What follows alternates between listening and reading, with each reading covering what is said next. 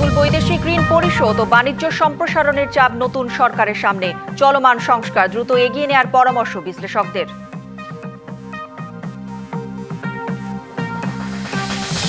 ৮ উপজেলায় ঈদের আগে পরীক্ষামূলকভাবে চালু হচ্ছে ফ্যামিলি কার্ড। অর্থমন্ত্রীর নেতৃত্বে ১৫ সদস্যের মন্ত্রিসভা কমিটি গঠন।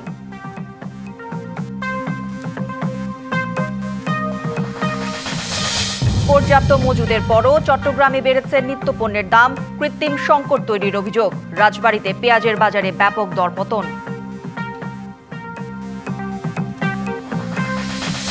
প্রধানমন্ত্রী তারেক রহমানকে অভিনন্দন জানিয়ে ডোনাল্ড ট্রাম্পের চিঠি। বাণিজ্য চুক্তি বাস্তবায়ন ও প্রতিরক্ষা চুক্তি করার আহ্বান।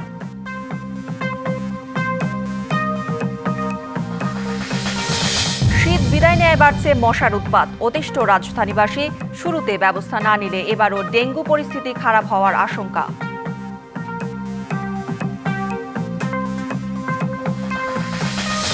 এবং আন্তর্জাতিক মাতৃভাষা দিবস কাল। ভাষা শহীদদের প্রতি শ্রদ্ধা জানাতে প্রস্তুত কেন্দ্রীয় শহীদ মিনার, রঙে রেখায় ভালোবাসার আলপনা।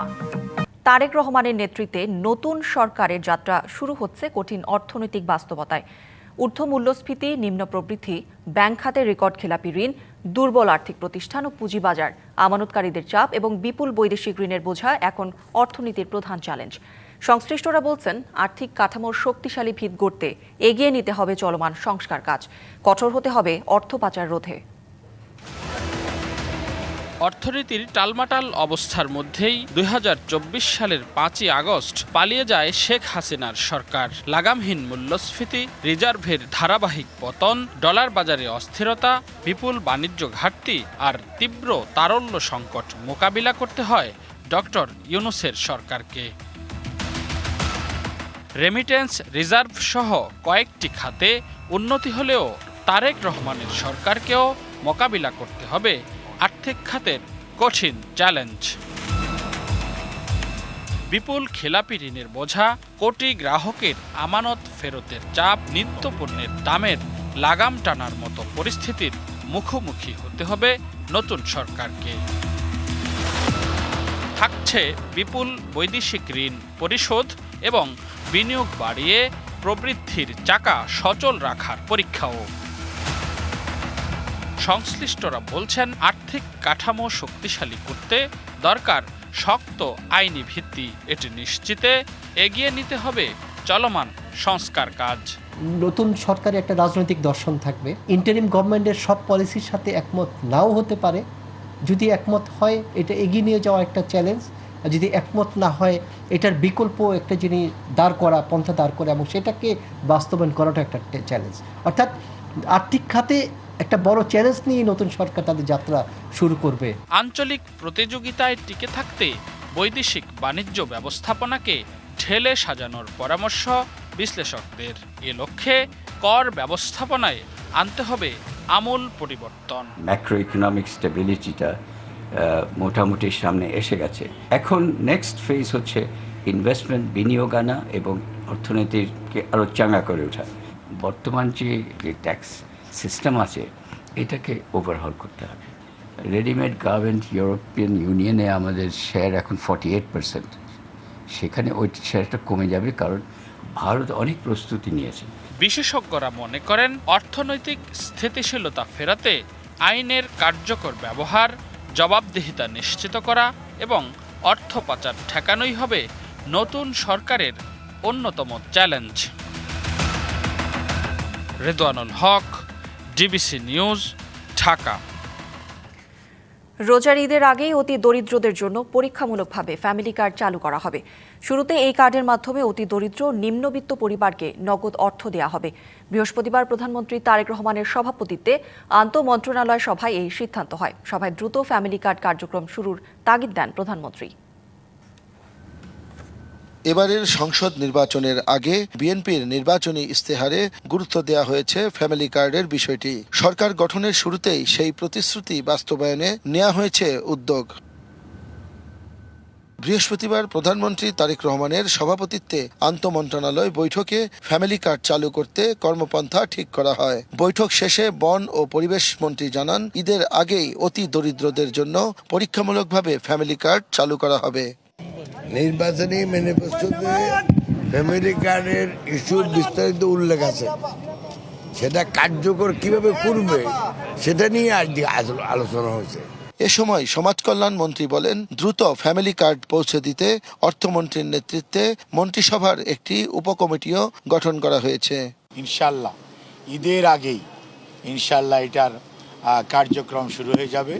সেই জন্য আমাদের বিএনপির যে নির্বাচনী ম্যানিফেস্টো ফ্যামিলি কার্ড, এটার ব্যাপারে আমরা প্রধানমন্ত্রী আপাতত অতি দরিদ্র ও নিম্নবিত্ত পরিবারকে ফ্যামিলি কার্ডের মাধ্যমে নগদ অর্থ দেয়া হবে, এমনটাই জানাচ্ছেন সরকার। তবে প্রতিটি কার্ডের বিপরীতে কত টাকা বরাদ্দ থাকবে এ বিষয়ে কোনো সিদ্ধান্ত এখনো হয়নি।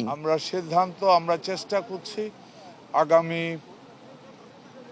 এই ঈদের আগেই আমরা পাইলট বেসিসে ফ্যামিলি কার্ড বোধহয় আমরা ওপেন করা যায়, এবং কতটুকু করা যায়, কত দ্রুত করা যায়, সংখ্যায় কি হবে এ নিয়ে আমরা বোধহয় 2-1 দিনের ভিতরে আমরা ফাইনাল করে দেব। এদিকে দুপুরে আরেকটি সভায় মে মাস থেকেই বৃক্ষরোপণ শুরু হচ্ছে বলে জানান পানি সম্পদ মন্ত্রী। প্রতি বছর 5 কোটি বৃক্ষরোপণের পরিকল্পনা সরকারের।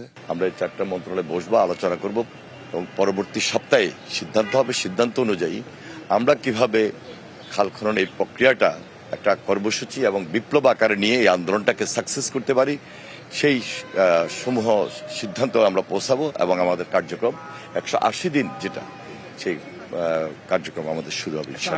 পরে বিকেলে 4:15টার দিকে কর্মদিবস শেষ করে সচিবালয় ত্যাগ করেন প্রধানমন্ত্রী তারেক রহমান।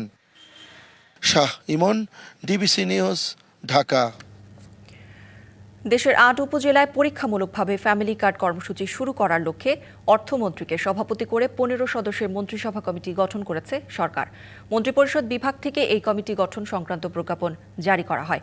কমিটিতে সদস্য রয়েছেন সমাজ কল্যাণ মন্ত্রী এবং নারী ও শিশু বিষয়ক মন্ত্রী ও প্রতিমন্ত্রী। এছাড়া স্থানীয় সরকার, পল্লী উন্নয়ন ও সমবায় মন্ত্রণালয়ের প্রতিমন্ত্রী, উপদেষ্টা রাশেদ আল মাহমুদ তিতুমির ও মাহদি আমিন, মন্ত্রিপরিষদ সচিব সহ 7টি মন্ত্রণালয়ের সচিব রয়েছেন এই কমিটিতে। ফ্যামিলি কার্ড বাস্তবায়নের উপযুক্ত পরিকল্পনা এবং সুবিধাভোগী নির্বাচনের পদ্ধতি প্রণয়ন করবে এই কমিটি।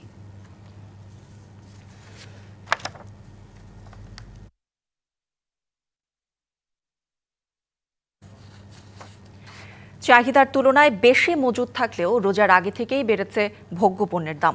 হঠাৎ এমন অস্থিরতার কারণ হিসেবে আসছে কৃত্রিম সংকট তৈরির অভিযোগ। ক্রেতার এমন অভিযোগের ভিত্তিতে সিন্ডিকেট ভাঙতে চট্টগ্রামে শুরু হয়েছে অভিযান। কারসাজি করে কেউ দাম বৃদ্ধি করলে ব্যবস্থা নেওয়ার হুঁশিয়ারি দিয়েছে প্রশাসন। বাজারে কৃত্রিম সংকট তৈরি করতে দেশের শীর্ষ আমদানিকারকদের সিন্ডিকেটের বিরুদ্ধে রমজানের আগে জাহাজকে ভাসমান গুদাম হিসাবে ব্যবহারের অভিযোগ ওঠে। পরে গভীর সাগরে অভিযান শুরু হলে পরিস্থিতি কিছুটা নিয়ন্ত্রণে আসে।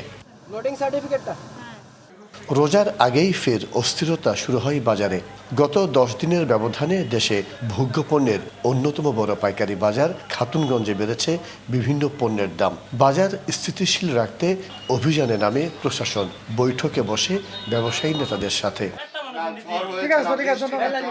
প্রশাসনের কর্মকর্তারা জানান, রমজানের আগেই দাম বেড়েছে সয়াবিন তেল সহ অন্তত 9টি ভোগ্য পণ্যের। কিন্তু ব্যবসায়ীদের দাবি ভিন্ন।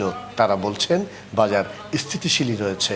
4টা পণ্যের দাম আমরা অপরিবর্তিত পেয়েছি, বাট 9টা পণ্যের দাম বেড়েছে। এর ভিতরে উল্লেখযোগ্য হারে বেড়েছে। যেমন আদার দামটা আমি দেখলাম যে এখানে 100 টাকা বিক্রি হচ্ছে, খুচরা দিয়ে দেখলাম যে 180 টাকা বিক্রি হচ্ছে। সয়াবিন তেলের দাম প্রায় 90 টাকা 5 লিটার বোতলে বেড়েছে গত বছরের তুলনায়। কোনো মালের শর্ট নেই এখানে, বরঞ্চ মালের দাম কমতির দিকে আর যদি কোনো মাল হঠাৎ কিছু আপনারা দেখেন যে মাঝে মাঝে মালের দাম একটু বাড়তে হয়, সেটা কমতে কমতে একটা জিনিসের কারেকশন হবে, সেটা হইতে পারে। প্রতি বছর রোজার আগে মূল্য বৃদ্ধির এই প্রবণতাকে সিন্ডিকেটের কারসাজি বলে মনে করছে ভোক্তাদের অধিকার নিয়ে কাজ করা সংগঠন।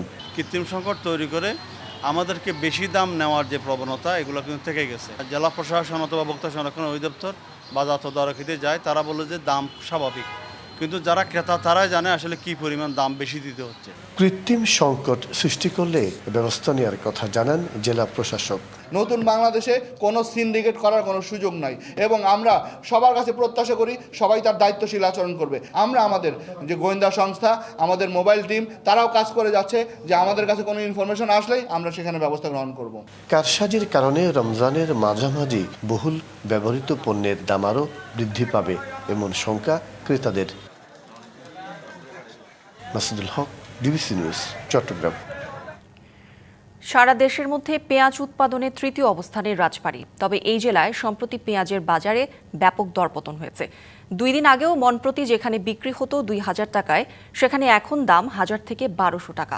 মৌসুমের শুরুতেই এমন দামে হতাশ কৃষক। সামনে দাম বাড়তে পারে এমন আশ্বাসে পেঁয়াজ সংরক্ষণের পরামর্শ কৃষি অধিদপ্তরের। মৌসুমের শুরুতে বিভিন্ন মাঠ থেকে পেঁয়াজ তোলায় ব্যস্ত সময় পার করছেন রাজবাড়ী জেলার কৃষকরা।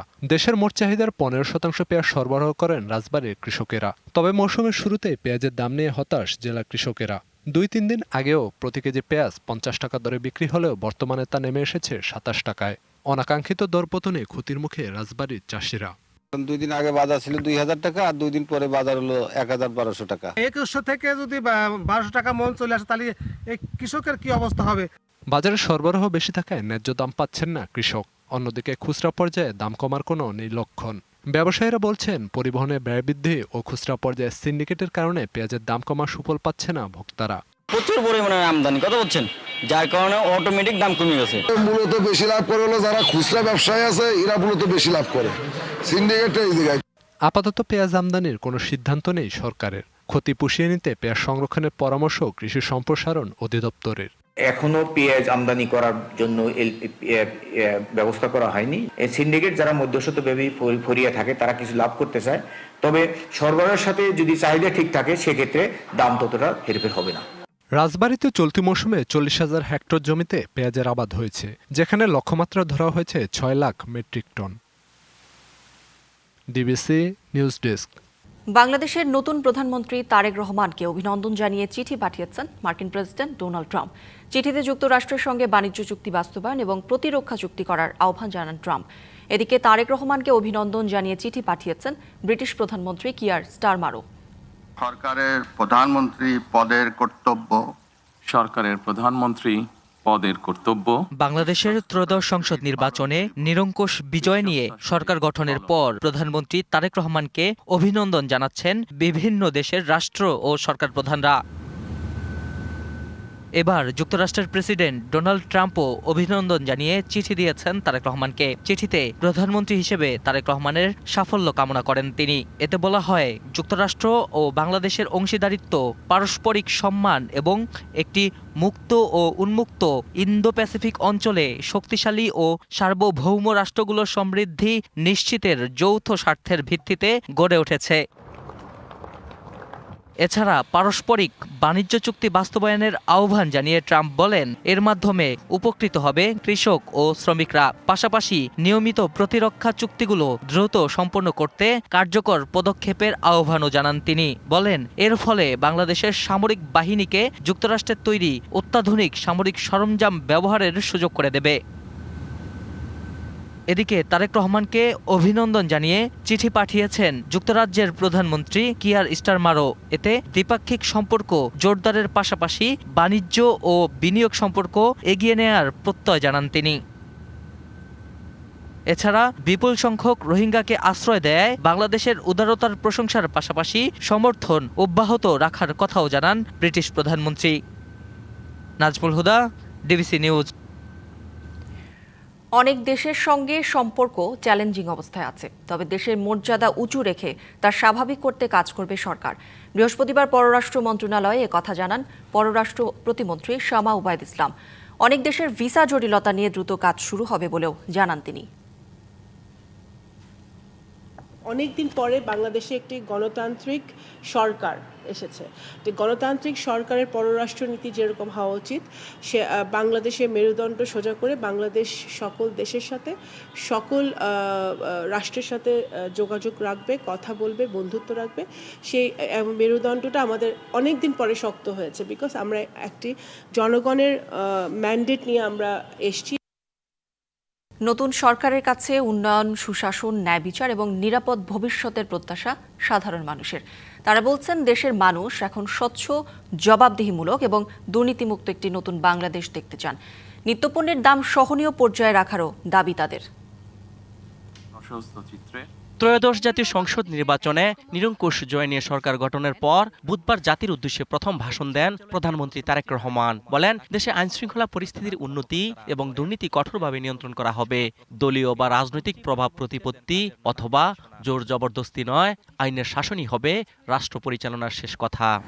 দেশের প্রতিটি সাংবিধানিক এবং সরকারি বেসরকারি প্রতিষ্ঠান চলবে বিধিবদ্ধ নীতি নিয়মে। দলীয় কিংবা রাজনৈতিক প্রভাব প্রতিপত্তি অথবা জোর জবরদস্তি নয়, আইনের শাসনই হবে রাষ্ট্র পরিচালনার শেষ কথা। তারেক রহমানের ভাষণকে স্বাগত জানিয়ে সাধারণ মানুষ বলছেন, অতীতে দুর্নীতি, চাঁদাবাজি ও প্রশাসনকে দলীয়করণের মাধ্যমে রাষ্ট্রের ক্ষতি করা হয়েছে। তাই বিএনপি সরকারের কাছে তাদের প্রত্যাশা গণতান্ত্রিক অধিকার অক্ষুণ্ণ রাখা, বিচার নিশ্চিত করা এবং দুর্নীতিমুক্ত বাংলাদেশ প্রতিষ্ঠা করা। দেশ চালাক দেই, আমরা তো চাই সুন্দর দেশ বাংলাদেশ চাই। যদি সরকারের সদিচ্ছা থাকে, সকলেই যদি ইচ্ছা পোষণ করেন, দুর্নীতিমুক্ত বাংলাদেশ, ন্যায়ভিত্তিক বিচার ব্যবস্থা, আইনের শাসন এবং আমলাতান্ত্রিক জটিলতা এটা দূর করা সম্ভব। মানুষের মৌলিক অধিকার যাতে কেউ হরণ করতে না পারে সেই নিশ্চয়তা চান তারা। তাদের দাবি একটি স্বচ্ছ, জবাবদিহিমূলক প্রশাসন গড়ে তোলা এবং জনপ্রতিনিধিদের কাজ করতে হবে জনগণের সেবক হিসেবে। যারা অপরাধ করে তাদের জন্য বিচার হয়, দেশ যাতে ভালো মতো চালাইতে পারে। যে সরকার আসছে, আশা করি সে আরো ভালো উন্নত করবে, আমরা এটাই প্রত্যাশা করি। দেশটা সুস্থভাবে যদি থাকে আমরা সেইটাই চাই, ন্যায়ের পক্ষে থাকে, দেশে উন্নয়ন হোক, এটুকুই আমাদের দাবি। সাধারণ মানুষের প্রত্যাশা আইনশৃঙ্খলার পরিস্থিতির উন্নতি, আর যেন না থাকে গুম খুনের আতঙ্ক, বন্ধ হোক মামলা বাণিজ্য, চাঁদাবাজি, থাকবে না নিত্যপণ্য নিয়ে সিন্ডিকেট। আমাদের সাধারণ মানুষের জোর দাবি হচ্ছে দ্রব্যমূল্যটা নিয়ন্ত্রণ। রমজান আসছে, অনেক ব্যবসায়ী উঠে পড়ে লেগেছে দ্রব্যমূল্য ঊর্ধ্বগতিভাবে পাবলিকের পকেট কাটার জন্য। সর্বত্র যেন দুর্নীতি না থাকে, চাঁদাবাজি যেন না থাকে, সিন্ডিকেট যেন না থাকে, এটাই সরকারের কাছে আমাদের প্রত্যাশা জনগণ হিসেবে। ওনার এই ভাষণের আলোকে আগামী 5 বছর আমাদেরকে একটি সুন্দর সুশৃঙ্খল বাংলাদেশ উপহার দিবেন। বিএনপি সরকারের হাত ধরে আরও এগিয়ে যাবে বাংলাদেশ, মাথা উঁচু করে দাঁড়াবে বিশ্ব দরবারে, এমনটাই চাওয়া সবার। অজিত সরকার, ডিবিসি নিউজ, ঢাকা। এতিমখানা ও হেফজো মাদ্রাসার শিক্ষার্থীদের জন্য 1 মাসের ইফতার, রাতের খাবার ও সেহরির ব্যবস্থা করেছেন প্রধানমন্ত্রী তারেক রহমান। প্রধানমন্ত্রীর নিজ আসন ঢাকা 17 এর করাইল বস্তি ও ভাসানটেক এলাকার 14টি এতিমখানা ও বিভিন্ন প্রতিষ্ঠানের জন্য এই ব্যবস্থা নেওয়া হয়েছে। বৃহস্পতিবার সন্ধ্যায় তারেক রহমানের পক্ষ থেকে তার সহকারী একান্ত সচিব আব্দুর রহমান সানি সংশ্লিষ্ট মাদ্রাসা ও এতিমখানায় শিক্ষার্থী ও সংশ্লিষ্ট প্রতিষ্ঠানের প্রধানদের হাতে খাবার সামগ্রী তুলে দেন। এছাড়াও পুরো মাসের খাবার সরবরাহের আনুষ্ঠানিকতা সম্পন্ন করেন। আব্দুর রহমান সানি বলেন, প্রধানমন্ত্রী তারেক রহমানের ব্যক্তিগত তহবিল থেকে এই উদ্যোগ নেওয়া হয়েছে। এমন মানবিক কার্যক্রম অব্যাহত রাখার আহ্বান জানায় মাদ্রাসা কর্তৃপক্ষ ও স্থানীয়রা।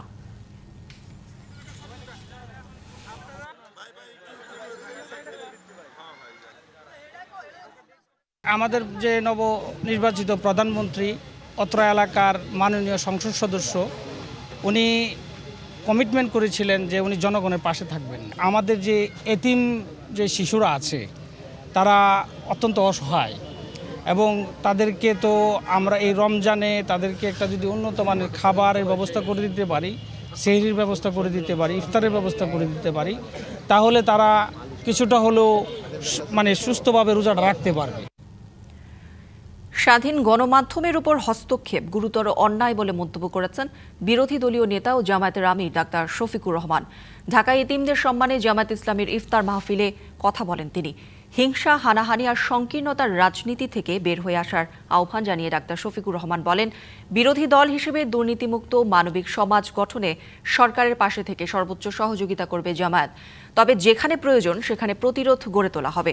দেশের মানুষের বিপরীতে কিছু হলে জনগণের পাশে থাকবে জামায়াত। আমাদের রাজনীতি আমাদের জন্য নয়, আমাদের এই রাজনীতি মানবতার জন্যে। মানুষের ক্ষতি হবে আর চুপ করে আমরা বসে থাকব, এটা আমাদের জন্য অসম্ভব। স্বাধীন বিচার ব্যবস্থা এবং স্বাধীন গণমাধ্যম, এই দুইটাকে আমরা পূর্ণ স্বাধীনতায় দেখতে চাই। গণমাধ্যম তার মতো করে চর্চা করুক, জনগণ গণমাধ্যমের মেসেজ কিভাবে নিবে এটা জনগণের ব্যাপার। কিন্তু এইখানে কেউ হস্তক্ষেপ করবেন, আমার পছন্দের কথা লিখেন নাই, বলেন নাই, তাই তার এখানে চাকরি নাই, রিজেক্ট নাই, এটা গুরুতর অন্যায়, এটা কেউ করবেন না। শীত বিদায় নেয় বাড়ছে মশার উৎপাত, আবারও ছড়াতে শুরু করেছে মশাবাহিত নানা রোগ। চলতি বছর এই পর্যন্ত ডেঙ্গু আক্রান্ত হয়েছেন প্রায় ১৪০০ মানুষ। এদিকে রাজধানীর বায়ুদূষণ ডেঙ্গুর প্রকোপ বাড়াচ্ছে, এমনটা উঠে এসেছে এক গবেষণায়। বিশেষজ্ঞরা বলছেন ডেঙ্গুকে এখন সারা বছরের রোগ হিসেবে ধরে নিয়ে দীর্ঘমেয়াদী পরিকল্পনার দিকে এগুতে হবে সরকারকে।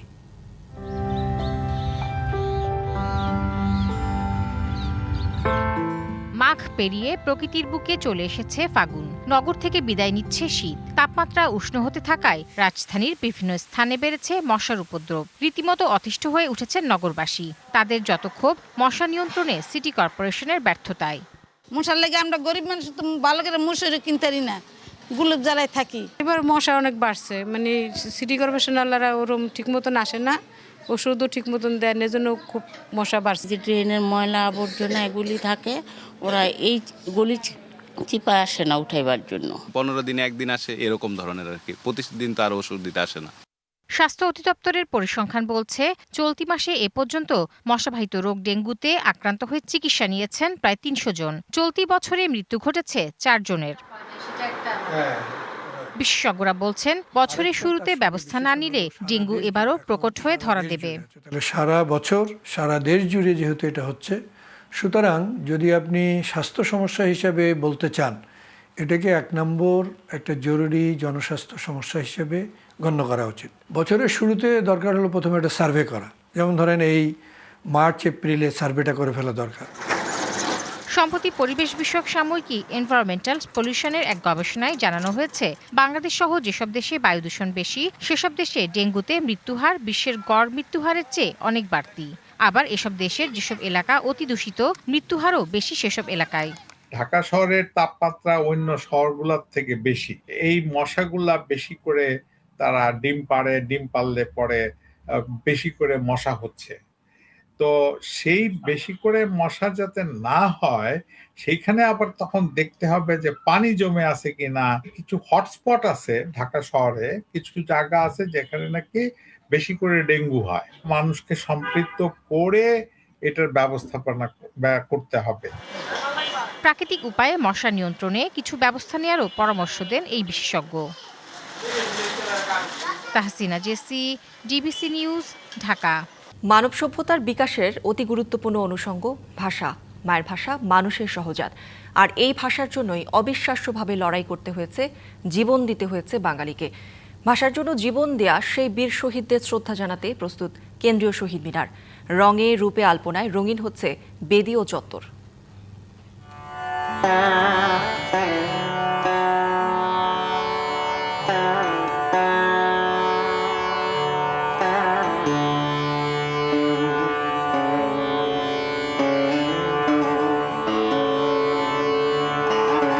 ভাষা শহীদদের শ্রদ্ধা জানানোর আয়োজনে কেন্দ্রীয় শহীদ মিনারে রং ছড়াচ্ছে বর্ণিল আলপনা।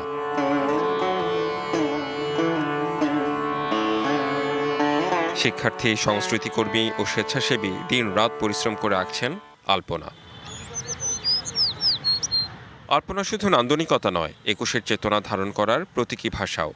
৫২ ভাষা শহীদ, আমাদের মা, মাটি, মাতৃভাষা এগুলোকে আমরা মনে ধারণ করি বিধায় এই দিনটাতে আমরা তাদেরকে স্মরণ করে এবং তাদেরকে মনে রেখেই আমরা এখানে আলপনাটা করছি। খুবই আনন্দের একটা বিষয়, যেহেতু আমরা চারুকলা অনুষদে পড়ি এবং এত বড় পর্যায়ে করাটা সবসময় হয় না। অনেকগুলো মোটিভ নিয়ে কালেক্টিভ একটা আলপনা তৈরি হয়, কালেক্টিভ একটা জিনিস।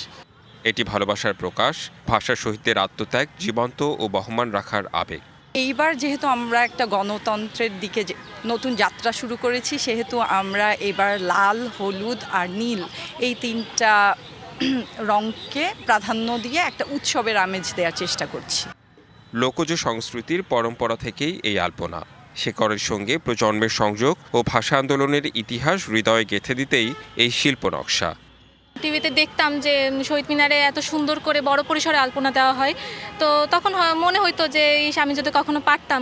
21শে ফেব্রুয়ারিতে আলপনা করি, তাছাড়া আমাদের বিভিন্ন ধরনের কালচারাল প্রোগ্রামে আলপনা করে থাকি। জাতীয় যে প্রোগ্রামগুলো হয় এগুলোতে হচ্ছে গিয়ে আমরা যে পার্টিসিপেট করতে পারি, এটা খুবই গর্বের বিষয় আমাদের জন্য। আমাদের শিল্পকে সবার সামনে উপস্থাপন করার এই বড় ধরনের একটা সুযোগ হয়।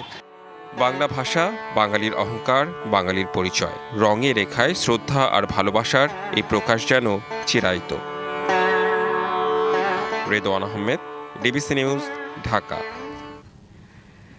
মায়ের ভাষার মর্যাদা প্রতিষ্ঠার লড়াইয়ের ইতিহাস আছে বিজয়ের ঐতিহ্য। প্রতিবার ফাল্গুনে আগুন রঙা পলাশ শিমুল মনে করিয়ে দেয় বাঙালির সেই রক্ত ঋণের কথা। কিন্তু বরিশালের জনপদে ২১-এর সেই রঙের সঙ্গে মিশে আছে কিছু অপূর্ণতার গল্প। অনেক সরকারি প্রাথমিক বিদ্যালয়ে নেই স্থায়ী শহীদ মিনার, এমনকি জেলার কেন্দ্রীয় শহীদ মিনারেও ধূসরতার ছাপ।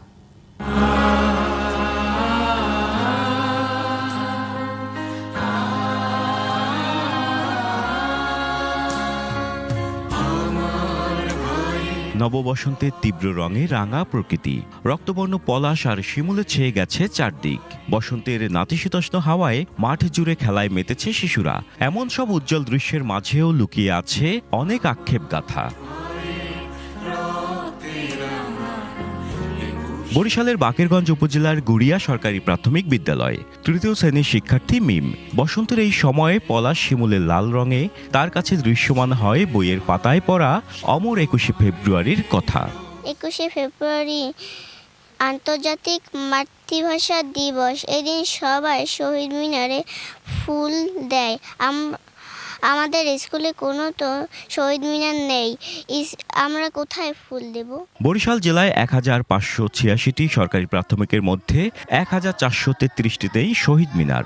বিভাগ জুড়ে চিত্র আরও হতাশাজনক। বিভাগের ৬,২৩৯টি বিদ্যালয়ের মধ্যে মাত্র ১,২৮৭টি বিদ্যালয়ে আছে শহীদ মিনার। আমরা আমাদের স্কুলে শহীদ মিনার চাই, সেই শহীদ মিনারে ফুল দিতে চাই। কলা গাছ দিয়ে শহীদ মিনার তৈরি করে ২১শে ফেব্রুয়ারি উদযাপন করা হয়।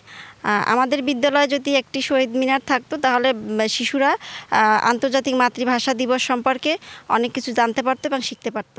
আমাদের ২১শে ফেব্রুয়ারি আন্তর্জাতিক মাতৃভাষা দিবস হিসেবে সারা পৃথিবীতে স্বীকৃত, কিন্তু আমাদের দেশে একেবারে বুনিয়াদী যে শিক্ষা, প্রাথমিক শিক্ষা, সেখানে আমরা যদি এই ভাষা আন্দোলনের তাৎপর্য, তার যে প্রতীক, সেই প্রতীককে যদি আমরা না রাখি তাহলে কেবলমাত্র এটা একটা লিখিত বিষয় হিসেবে থাকবে। শহীদ মিনার শুধু একটি স্থাপনা নয়, এটি আত্মপরিচয়ের প্রতীক। তাই বিভাগীয় কর্তৃপক্ষ বলছে পর্যায়ক্রমে প্রতিটি প্রাথমিকে শহীদ মিনার স্থাপনে পদক্ষেপ নেওয়া হবে। আমার যে সরকারি প্রাথমিক বিদ্যালয়গুলো আছে, যেগুলোতে এখনও আমরা সুন্দর করে শহীদ মিনার স্থাপন করতে পারিনি, সেগুলা আমরা পর্যায়ক্রমে শহীদ মিনার স্থাপন করার উদ্যোগ সরকারের রয়েছে।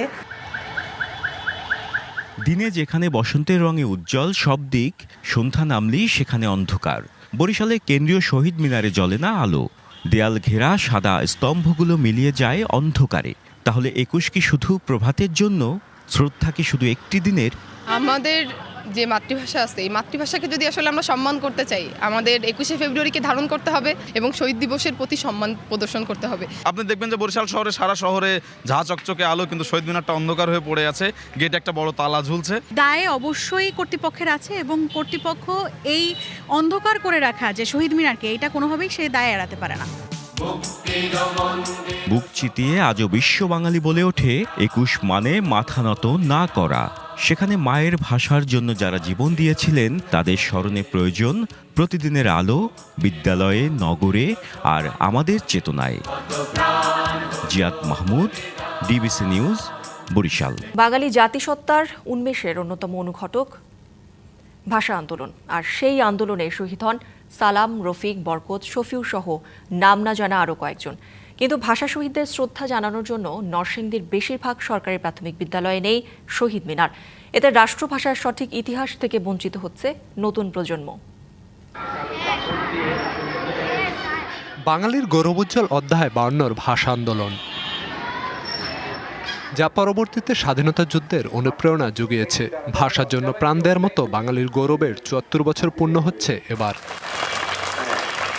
তবে এতদিন পরে এসেও ভাষা শহীদদের শ্রদ্ধা জানানোর জন্য নরসিংদীর অর্ধেকের বেশি প্রাথমিক বিদ্যালয়ে নেই স্থায়ী শহীদ মিনার। প্রতি বছর ২১শে ফেব্রুয়ারির দিন মাটি, ইট, কলাগাছ, কাপড় ও বাঁশ দিয়ে অস্থায়ী মিনার তৈরি করে জানানো হয় শ্রদ্ধা। কোথাও কোথাও শ্রদ্ধা জানানোর ইচ্ছাটুকু অপূর্ণ থেকে যায়। আমাদের স্কুলে যদি শহীদ মিনার থাকতো তাহলে আমরা শহীদদের স্মরণ করতাম। আমরা চাই যে আমাদের বিদ্যালয়ে একটি শহীদ মিনার হোক। আমরা সরকারের কাছে আবেদন জানাচ্ছি যাতে আমাদের স্কুলে একটি শহীদ মিনার নির্মাণ করা হোক। প্রধান শিক্ষকরা বলছেন শহীদ মিনার থাকলে শিক্ষার্থীরা ইতিহাস জানতে বেশি আগ্রহী হতো। আজ জেলা প্রশাসক বলছে বরাদ্দ পেলে বিদ্যালয়গুলোতে শহীদ মিনার নির্মাণে নেওয়া হবে ব্যবস্থা। সকল স্কুলে যদি স্থায়ীভাবে শহীদ মিনার স্থাপন হয় তাহলে এই ছোট ছোট শিশুদের শহীদদের প্রতি শ্রদ্ধা জানানোটা অনেক সহজ হয় এবং এই 52 ভাষা আন্দোলন সম্পর্কে তারা অনেক বেশি জানতে পারবে। বাঙালি জাতিসত্তার ইতিহাস ধরে রাখতে শিক্ষা প্রতিষ্ঠানগুলোতে স্থায়ী শহীদ মিনার নির্মাণে নতুন সরকার দ্রুত পদক্ষেপ নেবে এমন প্রত্যাশা শিক্ষক ও অভিভাবকদের। যুক্তরাষ্ট্রের সঙ্গে চুক্তি করতে ইরানকে 10 দিন সময় দিয়েছেন মার্কিন প্রেসিডেন্ট ডোনাল্ড ট্রাম্প। গাজার বোর্ড অব পিসের প্রথম সম্মেলনে এই সময়সীমা বেঁধে দেন তিনি। নির্ধারিত সময়ের মধ্যে চুক্তি না করলে খারাপ কিছু হবে বলেও হুঁশিয়ারি দেন ট্রাম্প। এর জবাবে পাল্টা হুমকি দিয়েছে ইরান। জাতিসংঘের মহাসচিব আন্তোনিও গুতেরেসের কাছে লেখা এক চিঠিতে ইরান জানায়, যদি তেহরানে হামলা হয় তাহলে মধ্যপ্রাচ্যে থাকা যুক্তরাষ্ট্রের সব ঘাঁটি এবং অবকাঠামো লক্ষ্য করে পাল্টা হামলা চালানো হবে। চিঠিতে আরও বলা হয়, ইরান যুদ্ধ চায় না, কিন্তু তাদের ওপর হামলা হলে এর জবাব দেয়া হবে। দেশের ক্রিকেটে সাকিব আল হাসানকে ফেরানোর গুঞ্জন থাকলেও এই অলরাউন্ডারকে রাখা হয়নি আগামী 1 বছরের জন্য বিসিবির কেন্দ্রীয় চুক্তির তালিকায়। ঘোষিত তালিকায় সর্বোচ্চ A+ ক্যাটাগরিতে রাখা সম্ভব হয়নি কোনো ক্রিকেটারকে। এই ক্যাটাগরিতে আছেন শান্ত লিটনরা। মোট 28 ক্রিকেটার নিয়ে কেন্দ্রীয় চুক্তির তালিকা প্রকাশ করেছে বিসিবি। দিন কয়েক আগে বিসিবি থেকে জানানো হলো দেশের ক্রিকেটে ফেরানো হবে সাকিব আল হাসানকে। সংবাদ সম্মেলনে রীতিমতো ঢাকঢোল পিটিয়ে ঘোষণা দিলেন কর্তারা। সবশেষ সাকিবের বিষয়ে ইতিবাচক মনোভাব প্রকাশ করলেন নয়া ক্রীড়া প্রতিমন্ত্রী আমিনুল হক। তবে আগামী 1 বছরের জন্য বিসিবির ঘোষিত কেন্দ্রীয় চুক্তির নতুন তালিকায় দেখা গেল না সাকিব আল হাসানের নাম। যেহেতু তারা বাংলাদেশের লিজেন্ডারি ক্রিকেটার, ক্যাটাগরি 5টা হলেও 4 ক্যাটাগরিতে নতুন চুক্তির আওতায় আনা হয়েছে 28 ক্রিকেটারকে। A+ ক্যাটাগরির ক্রিকেটারদের বেতন 10 লাখ টাকা। তবে সেই ক্যাটাগরির ঘরে যখন কোনো ক্রিকেটারের নাম নেই তখন আপনাকে ধরে নিতেই হবে আপাতত A+ ক্যাটাগরির কোনো ক্রিকেটার নেই বিসিবির হাতে। ক্যাটাগরি এতে আছেন 3 ফরম্যাটের 3 অধিনায়ক শান্ত, মিরাজ, লিটন। এখানে আছেন আরও এক এক্সপেরিয়েন্স ক্যাম্পেইনার তাসকিন আহমেদ। এই ক্যাটাগরি ক্রিকেটারদের বেতন রাখা হয়েছে 8 লাখ টাকা।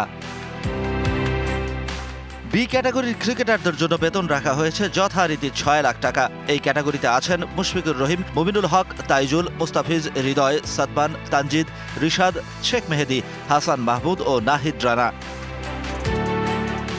4 লাখ টাকার সি ক্যাটাগরিতে আছেন 6 ক্রিকেটার। গেল বছর জুড়ে আলোচনায় থাকা জাকের আলী অনেক আছেন এই ক্যাটাগরিতে। আছেন সৌম্য সরকার, শরীফুল ইসলাম, তানজিম সাকিব, নাসুম আহমেদ ও খালেদ আহমেদ। সবশেষ 2 লাখ টাকার ডি ক্যাটাগরিতে জায়গা হয়েছে 7 ক্রিকেটারের।